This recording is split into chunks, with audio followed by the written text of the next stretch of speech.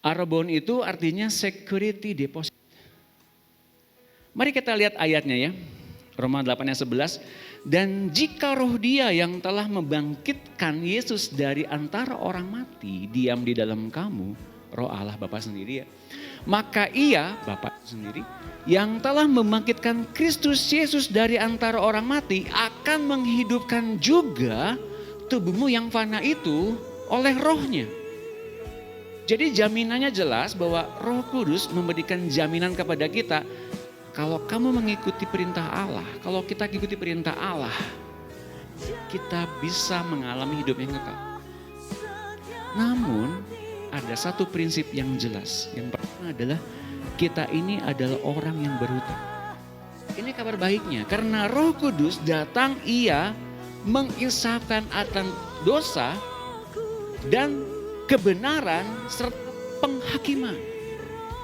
Menginsafkan, membuat kita mengerti dengan jelas. Apa itu artinya dosa? Tidak percaya kepada Tuhan Yesus. Apa itu ternyata kebenaran? Bahwa Yesus pergi kepada Bapa. Apa itu penghakiman? Penguasa dunia ini telah dihukum. Jadi kalau kita sekarang mengerti, dipimpin oleh Roh Kudus seperti ini, bahwa kita akhirnya dimampukan oleh Roh Kudus untuk tidak bisa melakukan dosa. Pak, gak mungkin. Wah, kok gak mungkin? Memang gak mungkin, kekuatan kita tuh gak mungkin ke situ. Tapi Roh Kudus sang penjamin kita mampu melaksanakannya. Dan kita terpisah dengan kesalahan kita di masa lampau, bahkan di masa yang akan datang. Dia memberikan aram dini agar kita mampu. Dan penghakiman itu apa? Kadang-kadang bukan cuma si setan yang menghakimi kita di hadapan Tuhan. Tapi kita pun sering dihakimi oleh hati nurani kita. Seringkali kita tertuduh, hati kita seringkali gak bisa lepas dari tuduhan-tuduhan itu. Tuh. Roh Kudus mampu agar kita mengarahkan masuk kepada keinginan Allah yang jelas. Tidak lagi terhukum, teraniaya, dituduh oleh si jahat. Bahkan oleh hati nurani kita sekalipun. Roh Kudus memberikan jaminan itu. Bukan itu kabar sukacita bagi kita. Dalam 1 Korintus 2 ayat 12 dikatakan begini bahwa kita tidak menerima roh dunia tapi roh yang berasal dari Allah. Supaya kita tahu apa yang dikaruniakan Allah kepada kita. Kita tidak menerima roh dunia tapi roh yang berasal dari Allah. Supaya kita tahu apa yang diberikan Allah kepada kita setiap detilnya. Dan dia memberikan 3 bentuk pernyataan. Yang pertama karunia pernyataan, yang kedua karunia kuasa, yang ketiga karunia pengilhaman.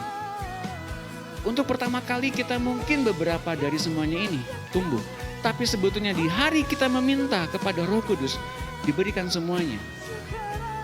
Namun kalau kita hanya di rumah saja, hanya ngepel dan kemudian masak saja, ini gak lengkap tumbuhnya, gak tumbuh, gak muncul. Ini semuanya bisa muncul kalau kita melayani keluar tubuh Kristus.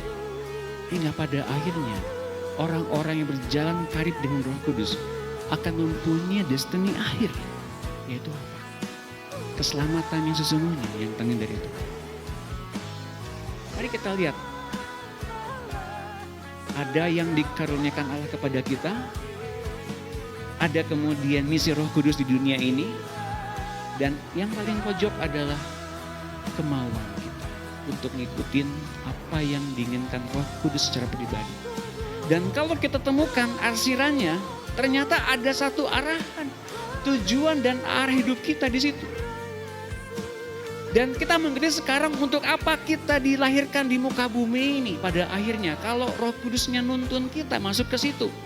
Setelah apa yang Allah karuniakan kepada kita dan itu berbeda dengan dunia ini. Dan setelah kita mengetahui misi Roh Kudus itu apa. Dan Tuhan Yesus sebelum pergi ke sorga, dia bilang begini. Dan apa yang kuberikan tidak seperti yang diberikan oleh dunia kepadamu. Janganlah gelisah dan gentar hatimu. Tuhan Yesus mengajarkan kepada murid-muridnya, kepada kita. Agar kita semua murid-murid Tuhan mengerti pimpinan Roh Kudus. Jadi jika kamu yang jahat tahu memberi pemberian yang baik kepada anak-anakmu, Apalagi Bapakmu yang di sorga, ia akan memberikan Roh Kudus kepada mereka yang meminta kepadanya. Ada yang mengetuk, ada yang meminta, ada yang mencari. Yang mencari mendapatkan, yang mengetuk pintu-pintu dibukakan, yang meminta diberikan. Tapi dalam wujud apa Allah berikannya? Roh Kudus.